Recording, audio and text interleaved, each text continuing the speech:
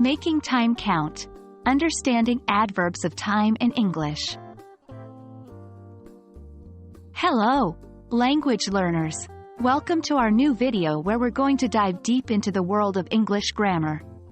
Today's topic? Adverbs of time. You've probably used them many times without even realizing it. Ready to explore? Let's get started. Before we dive into adverbs of time, let's quickly recap what adverbs are. In the simplest terms, an adverb is a word that changes or qualifies the meaning of a verb, an adjective, another adverb, a phrase, or even a whole sentence.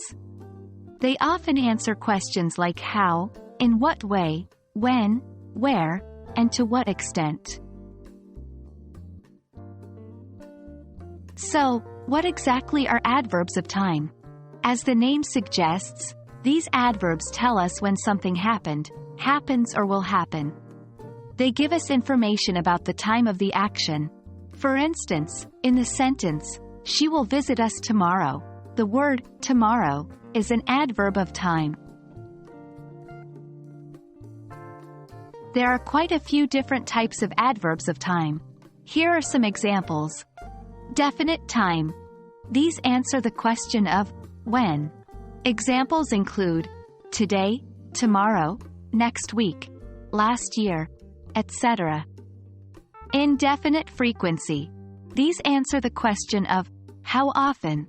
Examples include always, often, rarely, sometimes, etc. Relative time. These express when an action occurs relative to the time of speaking. Examples include now, then, soon, etc. Sequence. These show the order in which events happen.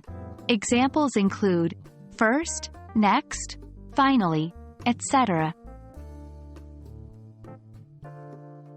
Adverbs of time usually come at the beginning or end of a sentence. When used at the beginning, they are often followed by a comma. For example, tomorrow, I will visit my grandmother. I will visit my grandmother tomorrow. However, keep in mind that English is flexible and there might be exceptions to these rules. And there you have it, a brief introduction to adverbs of time in English. This is just the tip of the iceberg, and there's so much more to learn. But don't worry, we'll be exploring these concepts in more detail in future videos. Until then, keep practicing, and remember, time flies when you're having fun learning English. See you soon!